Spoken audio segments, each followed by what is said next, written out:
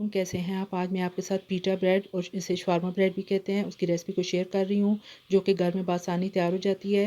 اس کو بنانے کے لیے جن چیزوں کی ضرورت ہے ان میں نے لیا ہے خمیر 1 ٹیبل اسپون، چینی 1 ٹیبل اسپون، آپ پسی ہوئی چینی بھی لے سکتے ہیں، 2 کپ میدا،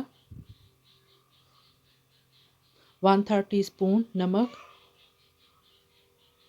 چلے جی آج کی ریسپی کو بنانا شروع کرتے ہیں۔ ایک میں نے پرات لی ہے، میدے کو چھان لینا ہے۔ میدے کے اندر میں نے 2 چٹکی بیکنگ سوڈا بھی شامل کر دیا ہے۔ اچھے طریقے سے چھان لیں آپ۔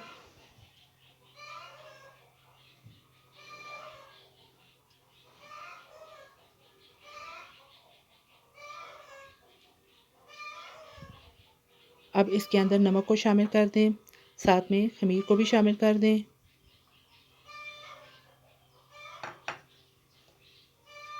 ساتھ میں چینی بھی ڈال دیں۔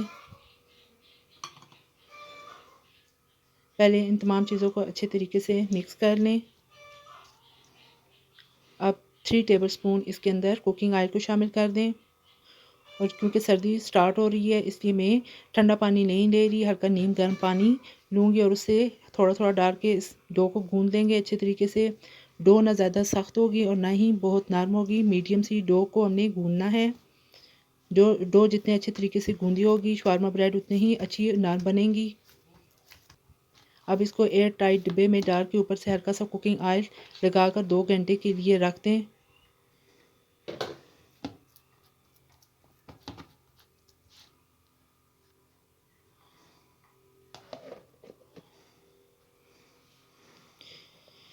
یہ دیکھیں جی تقریباً 2 گھنٹے ہو چکے ہیں اور ہماری ڈو جو ہے وہ رائز ہو چکی ہے۔ اب آپ تمام ایئر اس میں سے نکال لیں اور ہلکا سا خشک آٹا چھڑک کر اسے اچھی طریقے سے مال کے چھوٹے چھوٹے پیڑے بنا لیں۔ اس طریقے سے پیڑوں کا سائز آپ اپنی مرضی کے مطابق چھوٹے یا بڑے بنا سکتے ہیں۔ اب ہلکا سا اسے خشک آٹا چھڑک کر بیل لیں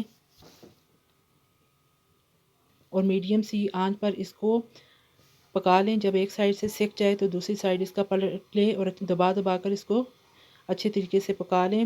یہ جی شوارما بریڈ اس طریقے سے ریڈی ہو جائے گی۔ اگر آپ کو میری ریسپی پسند آئے تو میرے چینل کو سبسکرائب اور شیئر کر دیجیے گا۔ اجازت دیجیے، اللہ حافظ۔